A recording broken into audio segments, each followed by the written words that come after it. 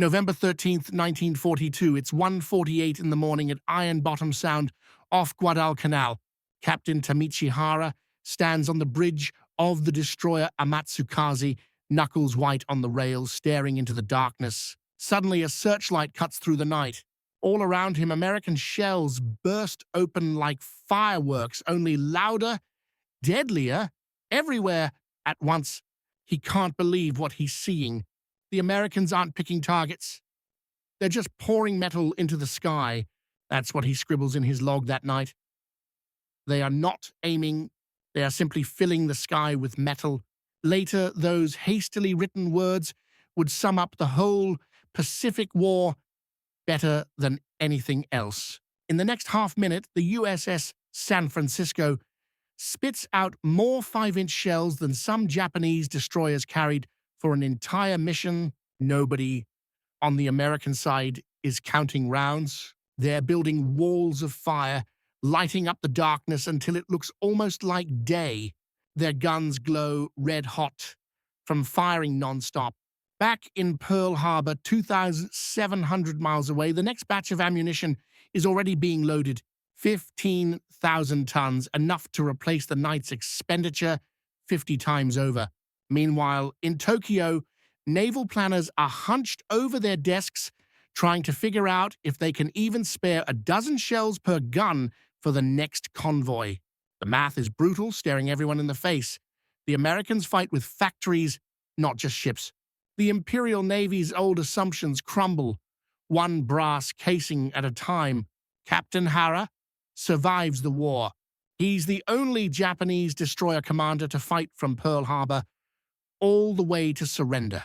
He watches as not just ships, but the very mindset of the Imperial Navy gets shattered. The wake-up call actually started 6 months earlier, but hardly anyone noticed. May 7, 1942, the Battle of the Coral Sea. Commander Tishi Nato, executive officer on the carrier Shokaku, spots something odd. American cruisers and destroyers are firing anti-aircraft guns for 4 hours straight. No breaks, no sign they're worried about running out. Later, during interrogation, he says each American destroyer seemed to have more AA shells than his whole destroyer division put together. It doesn't add up. Japanese doctrine, polished over decades, says every navy runs up against the same limits. You only have so much ammo. Japan's standard 25mm anti-aircraft gun comes with strict rules. Wait until enemy planes get within 800 meters. Fire short bursts, 3, maybe 5 rounds. Stop as soon as the target passes. This isn't about tactics. It's about making the shells last. Lieutenant Commander Masatake Okumiya, aboard the carrier Ryujo, drills his gunners on this every day. Each man knows they have exactly 12 minutes of sustained AA fire before the magazines run dry. After that, they're sitting ducks. But the Americans? They just keep firing, hour after hour. Okumiya feels it in his gut. Something's off, but it doesn't really hit home until Guadalcanal, when the imbalance becomes impossible to ignore. The Americans will later give this place a name, Iron Bottom Sound. Go back a bit. February 27th, 1942, the Battle of the Java Sea. On paper, the Japanese win easily. Captain Hara, still commanding Amatsukaze, sees something that bothers him more than enemy shells. The Allied fleet, under Rear Admiral Dorman, fires off more than 1,600 8-inch shells. They land just 5 hits, and 4 of those are duds. The Japanese shoot far less but score the hits that matter. But in his after-action report, Hara can't shake what he saw. The Allies never stopped shooting. No hesitation, no worry about running low. Rates of fire that would have emptied Japanese magazines in the first hour. They fired like they had mountains of shells stashed somewhere. Hara writes about it later. Poor aim, sure, but so much ammunition that accuracy barely mattered. Yes, the Japanese win. 2 Allied cruisers and 3 destroyers sunk. In the wardroom after, Hara overhears his gunnery officer, Lieutenant Yoshida, doing the math. Captain, we used 40% of our main battery shells. Another 2 hours and Hara cuts him off, but the point stands. Amatsukaze started the battle with 2,005-inch rounds. They burned through 800 in one fight. Survivors from the wrecked HMS Exeter say she fired off more than 1,500 shells from her main guns, more than most Japanese heavy cruisers even carried. August 7th, 1942, the Americans land on Guadalcanal. That's when the Imperial Navy's ammunition crisis gets exposed for everyone to see. Vice Admiral Gonichi Mikawa's strike force left Rabaul with just enough ammunition for one-night battle, not because he wanted to, but because that's all the base had to give. When the Battle of Savo Island erupted on August 9th, Japanese tactics looked brilliant. In 33 minutes, Mikawa's ships sank 4 Allied heavy cruisers and killed 1,077 sailors. The Japanese didn't lose a single ship, but under all that success, there was a disaster hiding in plain sight. Commander Toshikazu Omi, Mikawa's operations officer, later confessed to American interrogators, "We withdrew right after the fighting, not because we were scared of air attacks like you thought. We simply ran out of ammo. We had nothing left for another fight." The American transports, loaded with supplies and sitting ducks, survived only because the Japanese literally had nothing left to shoot at them. The Japanese force fired 471 shells, landing just 10 hits. That's a 2.1% hit rate. Tokyo later called it wasteful. Meanwhile, at Pearl Harbor, Captain William Poco Smith watched as the ammunition ship USS Rainier loaded up for a single voyage. Her cargo? 5,000 tons of naval ammo, 350,000 rounds of 5-inch shells, 1.2 million rounds of 40mm, and 3 million rounds of 20mm. That one shipment was more than what the entire Japanese fleet would use in the next 3 months. The legendary Tokyo Express, those frantic destroyer runs to supply Guadalcanal, laid bare just how bad Japan's ammunition crisis really was. On November 30th, 1942, Rear Admiral Raizo Tanaka led 8 destroyers on another desperate run. Captured documents spilled the details. 100 drums of rice, 200 drums of medical supplies, 280 drums of ammo for 15,000 starving, exhausted soldiers. That's less than 300 drums of bullets and shells, with each drum holding maybe 300 rifle rounds or the equivalent in other munitions. The whole Japanese garrison depended on what a single American destroyer could burn through in 20 minutes. Captain Haru, in command of Amatsukaze on these missions, wrote bitterly, "We risk 8 destroyers, dozens of lives, tons of fuel to deliver what the Americans probably waste in target practice." He was right.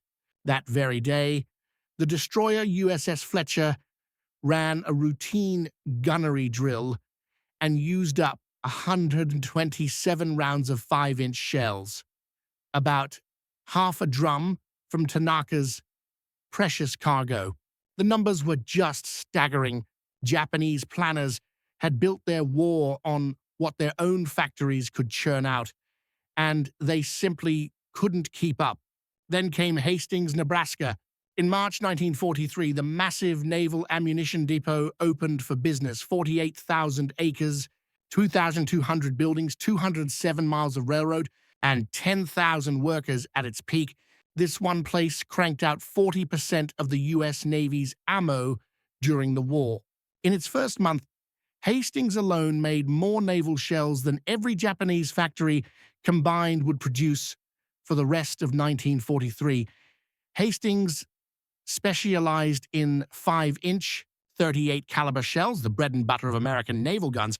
At first, they made 100,000 rounds a month, but by September 1943, they hit 300,000. Each shell got inspected, tested, and packed, and Hastings rejected more shells for quality issues than Japanese factories even produced.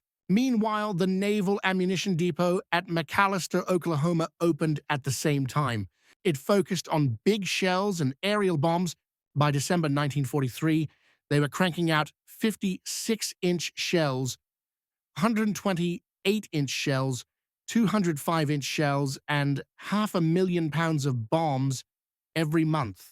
At its peak, 600 people worked there in 1945 back in Japan. The Curie Naval Arsenal, Japan's best ammunition factory, struggled to turn out just 10,000 lean shells of all sizes each month. The Toyokawa Naval Arsenal expanded at huge cost in 1940, peaked at 35,000 machine guns and 4.5 million rounds a month, but only by putting 56,400 people to work, including 6,000 school kids, ages 12 to 16, in risky, exhausting conditions. Then came June 19th, 1944, the Battle of the Philippine Sea, the clearest proof of just how lopsided the ammunition struggle had become. Vice Admiral Jisaburo Ozawa pulled together 9 Japanese carriers with 473 planes for what Japan hoped would be the showdown. Facing him, Admiral Raymond Spruance had 15 carriers and 956 planes. But honestly, what really mattered was that Spruance's fleet had something Ozawa couldn't even imagine: almost unlimited ammo. Lieutenant Sadamu Takahashi, flying a Zero from the carrier Taiho, survived getting shot down and later described what he saw as he approached the American fleet. The sky turned black with explosions, not aimed shots. A solid wall of fire. They weren't even trying to hit us directly. They just filled every bit of sky with steel. The Americans fired with machine-like precision, every 5-inch gun pumping out 15 rounds a minute. Every 40mm mount hammered out 120 rounds a minute. The 20mm cannons, those sprayed 450 rounds a minute. The destroyer USS Stockham alone unleashed 12,000 rounds of 40mm and 20,000 rounds of 20mm ammo in just 6 hours of fighting. Commander David McSell, top Navy ace, watched from his Hellcat fighter and said, "The Japs flew into a curtain of fire. Our ships weren't aiming at individual planes. They were creating zones of death nothing could fly through." The numbers didn't lie. Japanese aircraft losses hit 476, counting those lost. When carriers went down, the Americans lost only 29 planes. But the Americans burned through the ammo: 200,000 rounds of 5-inch, 500,000 of 40mm, 1.2 million of 20mm, so just 59 Japanese pilots got rescued. One of them put it plain and bleak: this wasn't battle, it was execution by machine. October 25th, 1944, just before 7 a.m., off Samar Island in the Philippines, the real David versus Goliath fight that defined the ammunition war was about to kick off. Admiral Teo Kurita's center force, 4 battleships, 6 heavy cruisers, 2 light cruisers, 11 destroyers, caught Taffy 3 by surprise. Taffy 3 had only 6 escort carriers, 3 destroyers, and 4 destroyer escorts. Nobody expected what happened next. Commander Ernest Evans, in charge of the destroyer USS Johnston, didn't freeze. All hands to general quarters, prepare to attack major Japanese fleet units. All engines ahead, flank, left full rudder. He threw everything at them. Over the next hour, Johnston fired more than 200 rounds from her 5.5-inch guns at the heavy cruiser Kumano, landing 40 hits that tore up her superstructure. Then Johnston turned on the battleship Congo, firing 30 more rounds while making smoke. The gunners didn't have time for careful aim. They just poured out fire as fast as they could. Over on the destroyer escort USS Samuel B. Roberts, Lieutenant Commander Robert Copeland made the call: "We're going in, boys. This will be a fight against overwhelming odds from which survival cannot be expected." What he didn't say was his ship had just 325 rounds per gun, 1,625 rounds total. In 35 minutes, Roberts fired over 600 rounds from a single gun mount, nearly 40% of her entire magazine, at a pace that left the barrels glowing white-hot. Gunner's mate, third class Paul H. Carr, captain of Mount 52, kept firing even after power failed. He and his crew loaded and fired 6 more rounds by hand before an explosion ripped through the mount. They found Carr dying, still gripping the last 5-inch shell, trying to load it into his wrecked gun. On the Japanese side, the battleship Yamato, the biggest warship ever built, fired her main guns in anger against surface targets for the first and only time. Nobody's sure how many 18.1-inch shells she fired, but it was dozens. Problem was, her magazines were packed with armor-piercing shells meant for battleships, not thin-skinned escort carriers. The shells punched through and kept going without detonating. Admiral Mate Ugaki, commanding Battleship Division 1, wrote that night, "The enemy destroyers charged through their own smoke, firing continuously.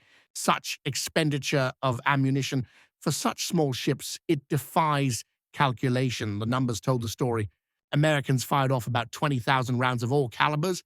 The Japanese, only about 3,000. America lost 2 destroyers, 1 destroyer escort, and 1 escort carrier. Japanese gunfire crippled 3 heavy cruisers. In the end, the Japanese pulled back. Despite having all the advantages, that was the reality of the production war. By late 1944, American ammunition production reached levels the Japanese couldn't even imagine. The scale was mind-blowing.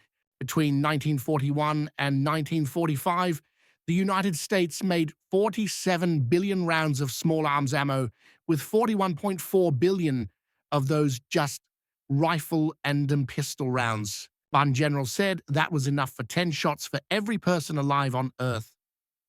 In November 1944 alone, America churned out 3.5 billion rounds of small arms ammo, 1.2 million 5-inch shells, 8 million 40-millimeter rounds, 20 million 20-millimeter rounds, plus thousands of the biggest shells, 10,000 for 16-inch guns, 15,000 for 14-inch, 40,000 for 8-inch, and 60,000 for 6-inch. Japan, for the entire war, managed about 15 million rounds total. The Crane Naval Ammunition Depot in Indiana spread across 63,000 acres and had 10,000 workers on the payroll. Its 2,000 storage magazines held 400,000 tons of ammunition. For perspective, the entire Japanese Navy ammo reserve in December 1941 was only about 200,000 tons, and it wasn't just numbers. The human side was just as big. At Hastings, workers lived in dorms built just for them, ate in cafeterias, serving 15,000 meals a day, and even had bowling alleys and movie theaters. Their kids went to schools built for the community. The war effort wasn't just about firepower, it was about the people who made the firepower possible. Toyokawa Naval Arsenal was like its own city, built just to churn out weapons. 12-year-old Akiko Soto spent 12-hour days filling shell casings there. Later, in her memoir, she remembered, "We were always hungry. They gave us 1 rice ball for lunch. We worked until we collapsed. Many of my schoolmates died in accidents. We produced maybe 100 shells a day. The Americans probably fired that many in a single second." Japan's ammunition shortage wasn't just a numbers problem, it sped up defeat. With every shell needed for real fighting, training suffered. Lieutenant Commander Saburo Sakai, Japan's top surviving ace, spelled it out. In 1944, new pilots got 40 to 60 hours of flight training. Back in 1941, they had at least 700. Gunnery practice got hit even harder. New pilots fired maybe 100 rounds before seeing combat. Americans, they fired thousands. The difference was huge. In Florida, at Naval Air Station Pensacola, American pilots each fired about 5,000 rounds during advanced training. If someone couldn't shoot straight, they just kept practicing. There was always more ammo. American pilots kept their training hours high, around 400 to 525 hours through the whole war. Ensign Koshito Hidiju, who trained in late 1944, summed up the problem. I fired my guns exactly 3 times before combat, 10 rounds each time, 30 rounds total. My first real mission, the American I faced probably fired 30 rounds in the first second. Anti-aircraft gunners had it even worse. Japanese rules said wait until enemy planes got within 800 meters, point blank for something moving at 300 meters. Why? Because farther out, they'd just waste shells for almost no chance of a hit. Americans trained the opposite way. Seaman First Class Robert Scott, a 20mm gunner on USS New Jersey, remembered, we fired at everything. Sleeves towed by planes, balloons, floating targets.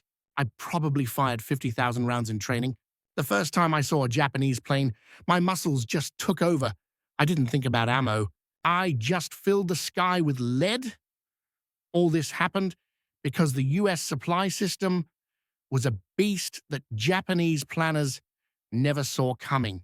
Service Squadron 10, the Navy's mobile supply arm, had 34 fleet oilers, 11 escort carriers hauling replacement planes, 19 ammunition ships, 16 refrigerated supply ships, 8 hospital ships, 12 fleet tugs, and 29 destroyer escorts for protection.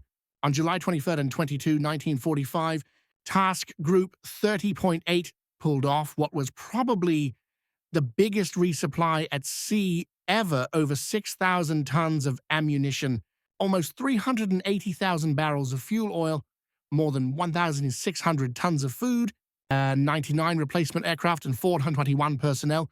That single delivery brought in more ammunition than most Japanese naval bases ever held. After the war, Admiral Soimu Toyota admitted, we calculated American consumption based on our own limits. If we could spare 1,000 rounds, we guessed they had maybe 3,000. The truth, they had 100,000, was unthinkable. April 6th, 1945, Operation 10 Go. Yamato, the giant battleship, set out on a one-way mission. She carried 1,970 rounds for her big guns, 1,629 for her 6-inch guns, and 13,500 for anti-aircraft defense. That was every shell Japan had left that fit. Her AA guns only had enough for 12 minutes of all-out fire. Captain Kosaku Aruga told his crew, we sail with enough ammunition for one battle. There will be no resupply. Use every round wisely. On April 7th, 386 American planes came in waves. At first, Yamato's anti-aircraft fire was fierce. By the third wave, it had dropped off. By the fifth, it was just scattered shots. Ensign Mitsuru Yoshida, one of the few survivors, described the end. The 25mm guns fell silent first, no ammo. Then the 127mm guns. Finally, even the main battery was empty. We were a 70,000-ton target, nothing more. Meanwhile, the American carriers launching those attacks had been resupplied just 3 days before. USS Essex alone got 500 tons of ammo, about 400,000 rounds. Her air group fired off 200,000 rounds of 50 caliber ammo attacking Yamato, knowing they'd be restocked tomorrow. This shortage didn't just hit soldiers. By 1944, Japan was so desperate for copper for shell casings that people went door to door collecting temple bells, some from the 8th century. Bronze statues, even national treasures, got melted down for the war effort. The Japanese war effort stripped homes and temples of anything metal. Pots, door handles, you name it. Between 1937 and 1945, Japan melted down 45,000 Buddhist temple bells for munitions, about 90% of them gone. Each bell weighed hundreds of kilos, mostly copper, with some tin mixed in. Shell casings needed copper. And these bells were perfect for it. 13-year-old Yukio Tanaka wrote in her diary, "They took our school bell today for ammunition." Teacher Yamamoto cried. He said the bell had rung for 200 years. How many shells will it make? How many seconds will those shells last in battle? The answer was heartbreaking. A typical 500-kilo bell made enough brass for about 2,000 small shell casings. An American destroyer could fire that many rounds in just 16 minutes. Conditions inside Japanese arsenals turned hellish. At Toyokawa Naval Arsenal, accident rates shot up to 15% every month by 1945. Exhausted kids, barely trained, worked with explosives. Then, on August 7th, 1945, a B-29 bombing raid wiped out the facility, killing 2,177 workers, most of them teenagers. Meanwhile, things looked very different in the U.S. Mary Roberts, working in Hastings, assembled shells. We worked 8-hour shifts, 5 days a week. Good pay, $1.20 an hour. Hot meals in the cafeteria. They showed movies every Friday. We knew we were winning the war, one shell at a time. The Americans pressed their advantage in ammunition. Japanese forces, squeezed by shortages, fought with growing desperation. Admiral Willis Ching Lee came up with a new approach for night battles: area saturation. Instead of picking targets, American ships just filled whole sections of ocean with shells. Dodging was hopeless. At the Battle of Surigao Strait in October 1944, the U.S. unleashed everything: 28 16-inch shells, 3 10-4-inch shells, and thousands more 8-inch and 6-inch rounds, all in 18 minutes. The Japanese battleships Fuso and Yamashiro, running light on ammo to save weight, fired back fewer than 100 rounds before they were destroyed. Lieutenant Commander Tokuno Horashi, one of the few survivors from Yamashiro, remembered, "Shells fell like rain, not aimed at us. They just filled the strait with explosions. We fired back into the darkness, but for every shell we sent, 50 came back." As Japanese ammo ran out, their tactics turned desperate. Kamikaze attacks became the grim solution. When you can't spare ammunition, you turn people into weapons. Vice Admiral Takijiro Onishi, who led the Kamikaze Corps, once admitted, "We resort to body crashing because we lack the ammunition for conventional attack. One pilot, one plane replaces hundreds of shells we don't have." American codebreakers got wind of the crisis. A decoded message from December 1944 laid out the numbers: 16-inch shells at just 15% of the minimum needed, 14-inch at 22%, 8-inch at 18%, 5-inch at 31%. Anti-aircraft ammo critically low across the board. Admiral Chester Nimitz read the report and told his staff, "They're a boxer with no punch left. We just keep hitting until they fall." U.S. planners started shaping operations just to force the Japanese to burn through their remaining shells. Feint attacks, harassment raids, probing actions. They didn't even need to win those fights. The goal was to drain Japanese magazines dry. Commander Joseph Rashford, a top cryptanalyst, pointed out, "We could predict Japanese operations by their ammunition requisitions. When they asked for resupply, we knew they couldn't fight for at least 2 weeks. We owned the timing of every battle. American submarines crippled Japanese supply lines, sinking 147 ammunition ships, over 500,000 tons of munitions lost, 55% of all shipments gone." Lieutenant Commander Dudley Mush Morton and the crew of the USS Wahoo sank the Fuki Maru in January 1943. The explosion lit up the sky 40 miles away. That one ship carried more ammunition than the entire Rabaul garrison would get for the next 3 months. Japanese officers felt the pressure. Captain Tatsuaka Shimazaki, who led an ammunition convoy, described the ordeal. "We loaded at Kure with 10,000 tons of shells for Rabaul, 4 ships. By the time we arrived, 2 were sunk, 1 damaged. We delivered 2,000 tons. The submarines took the rest. The psychological toll was crushing. Commander Yoshiro Tanaka, who managed ammunition distribution in the Philippines, took his own life in October 1944 after failing to deliver crucial supplies. Here's his last, almost haunting note. "I send empty ships to die. The Americans sink them full or empty. Our guns go quiet, but theirs never do." In the end, the numbers said everything. Let's look at the stats. From 1941 to 1945, U.S. naval ammunition production was just staggering. 47 billion rounds, all types.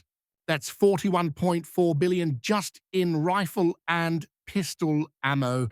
Total weight, 4.2 million tons. The peak, March 1945, 3.5 billion rounds in a single month. They had 47 factories going with almost 500,000 people working, 486,000 now. Swing over to Japan, same years, but the scale is almost hard to believe. They managed about 15 million rounds, all calibers, give or take, around 200,000 tons. Their best month, November 1942, hit 400,000 rounds, 11 factories, 95,000 workers, and a lot of those were conscripted kids. The difference in small arms ammo alone was brutal, over 3,100 to 1, but it gets worse. The Americans kept raising the bar on quality. In 1943, they rolled out proximity fuses that made anti-aircraft shells 3 to 6 times deadlier. The Japanese, starved for materials, saw their fuses fail 30% of the time by 1945. This ammo gap did more than just shape battles. It got into people's heads. For U.S. sailors, bottomless ammo meant total confidence. Seaman James Bradley, who served on the USS Laffey, remembered, "We never worried about running out. The supply ships came every few days, mountains of shells. We joked that we could shoot at seagulls for target practice, and nobody would care." With that kind of backup, they got bold. Destroyers charged battleships, escorts went after heavy cruisers, PT boats tangled with destroyers. All those David versus Goliath moments from the Pacific. Turns out, David had an endless pile of stones. For Japanese sailors, it was the opposite. Lieutenant Kazuhiko Ono, gunnery officer on the Isakaze, described it as a constant mental weight. Every shot had to be justified. "We counted rounds like a miser counts coins. In battle, part of your mind always calculated, can I afford this shot?" That kind of hesitation, deadly. The deepest blow came from seeing American excess up close. Commander Tameichi Fukuda, after his destroyer went down at Leyte, ended up on the USS New Jersey as a prisoner. He watched the Americans fire off 400 shells in a training exercise. Later, he admitted, "I wept, not from shame of capture, but from understanding. We never had a chance. They fired more shells in practice than we carried into battle. How do you fight such wealth?" The ammo war was really an economic war. In 1944, America's GNP hit $210 billion, 10 times Japan's $20 billion. But even that doesn't show how lopsided things were. The U.S. devoured raw materials for ammunition, 450,000 tons of copper, 380,000 of lead, 2.8 million of steel, and 3.2 million of explosives every year. Japan, for everything military and civilian combined, never went above 80,000 tons of copper, 25,000 of lead, 4 million of steel, mostly for ships, and 200,000 tons of explosives. The U.S. made more copper shell casings than Japan had copper for all uses. Lead, the Americans used 15 times more for bullets than Japan even had, and it wasn't just quantity. The U.S. had tech Japan couldn't match. The proximity fuse, built by Johns Hopkins Applied Physics Lab, changed anti-aircraft combat overnight. No need for a direct hit. Radar inside the shell exploded it near the target. The project cost $1 billion in 1940s money, at about 5% of everything Japan produced in 1944, Only the Manhattan Project and B-29 development cost more. Manufacturing was crazy precise. Each fuse had tiny vacuum tubes that survived 20,000 Gs when fired. By the end, America had cranked out 22 million of them. The first time it saw action was January 5th, 1943. USS Helena shot down a Japanese dive bomber with her second shot. The difference was obvious. Admiral Koshi Hagawa, watching proximity-fused shells during a 1945 raid, said, "The American shells explode by magic, knowing when they approach our aircraft. Each explosion is perfectly placed. This isn't warfare. It's witchcraft by mathematics." American fire control was just as far ahead. The Mark 37 on U.S. destroyers had everything: gyros for stabilization, automatic radar tracking, mechanical ballistic computers, electric servo drives, remote power control. The Japanese just couldn't keep up. This system let crews hit their targets, day or night, rain or shine, even if those targets were moving. Price tag: $500,000 for each one, more than the annual ammunition budget for a whole Japanese destroyer squadron. The Japanese stuck with mostly manual fire control, relying on optical rangefinders, which turned useless whenever fog or smoke rolled in. Captain Toshiro Miura put it bluntly: "We aimed by eye while they aimed by machine. We guessed while they calculated. Every American shell came at us guided by math we couldn't match." The difference in ammunition wasn't just numbers on a spreadsheet, it changed who lived and who died. Take the USS Laffey. On April 16, 1945, she fought off 22 kamikaze attacks and survived, mostly because her guns never let up. In just 80 minutes, her crew fired 345 rounds of 5-inch, 11,000 rounds of 40mm, and 20,000 rounds of 20mm. They shot down 9 planes for sure and damaged 4 more that crashed elsewhere. Even after 4 bombs and 6 kamikazes struck home, Laffey stayed afloat because her gunners chewed up most attackers before they could do real damage. Now look at the Yahagi. Escorting the Yamato, her anti-aircraft ammo ran dry in 45 minutes. After that, she could only twist and turn as wave after wave of American planes tore into her. She took 7 torpedoes and 12 bombs before rolling over and sinking. The USS Helena's numbers deserve a mention too. Over her career, Pearl Harbor, the Guadalcanal battles, Kula Gulf, she fired 10,139 rounds, most of them 6-inch shells. She didn't do this in one fight. This was the total across every battle. Her gunners fired so fast at Guadalcanal that Japanese observers thought she had automatic 6-inch guns. She didn't. Helena earned the nickname Machine Gun Cruiser. She fired faster than Japanese doctrine thought possible. Captain Hara once said, "Americans fired without thinking, while we counted every round." It wasn't just a tactical difference. It showed the real nature of the war, an industrial power smashing a pre-industrial one. Now, for the raw numbers, American forces fired off 47 billion rounds overall. 41.4 billion of those were rifle and pistol rounds. Japan managed about 15 million rounds, all types combined. That's a ratio of about 3:100 to 1, but even that doesn't tell the full story. The Americans burned through ammo in training, testing, even just to scare the enemy. The Japanese held on to every round until the last possible moment. Americans fired to overwhelm, to dominate. Japanese only fired when they were sure it would count. When Emperor Hirohito announced Japan's surrender on August 15, 1945, he talked about a new and most cruel bomb. But deep down, Japan's military leaders knew the outcome was sealed long before the atom bomb. Admiral Toyoda, the last Navy chief, was blunt. "We could build ships without steel. We could fly planes without fuel. But we couldn't fight without ammunition. The Americans had infinite amounts. We had whatever we could scrape together from our grandfathers' temples." On August 14, 1945, in the ruins of the Kure Naval Arsenal, workers filed a last production report: daily output, 73 shells, any size they could manage. Workforce, 423, including 200 middle school kids. Critical shortage of everything that same day.